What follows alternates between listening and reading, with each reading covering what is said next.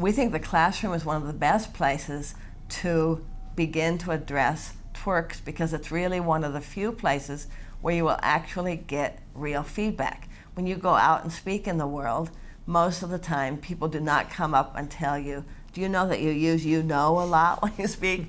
Or do you know that you are fiddling with your fingers when you speak? The only place you're going to get that kind of feedback is in the classroom. And so this is a really good place to get that kind of feedback and to actually work on the things that are problematic for you. We also think it's a good place to try some different kinds of things than what you're used to. So we all have default modes of communicating, the things we just automatically go to.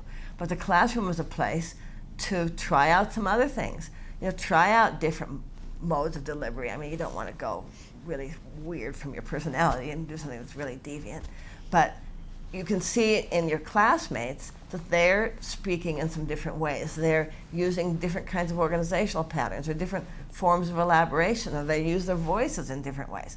So this is a good place to look at all of that, consider all of those options, and give some a try. So not only do you have the chance to try some other things that you might not risk in the outside world, but you've got a chance to really work on improving the things where you don't do them as well. And I think behind this, we always want to emphasize that, remember, you're creating this world together with your audience. So it's also a chance to sort of think about that and see how that feels and see, you know, is this the world that I want to be creating? You have options. We really want our students to understand that their lives are made up of choices, including the choice of what to talk about on this particular occasion. And you have the opportunity to affect people's lives, not necessarily in a persuasion way, but you're inviting them into perhaps a world they've never thought about. So it's kind of an amazing opportunity, even in the classroom, when you have the opportunity to give a presentation. And we think that once you shift your attitude from, oh, I have to give a speech, to, I really want to invite people into this world, then the Twirks assume a different kind of position, in a sense. So usually once you become really interested in sharing your world with other people, a lot of those Twirks go away because you're really interested, because you're focused on that. You're not so focused on me and, you know, how am I doing here? You're focused on presenting this perspective.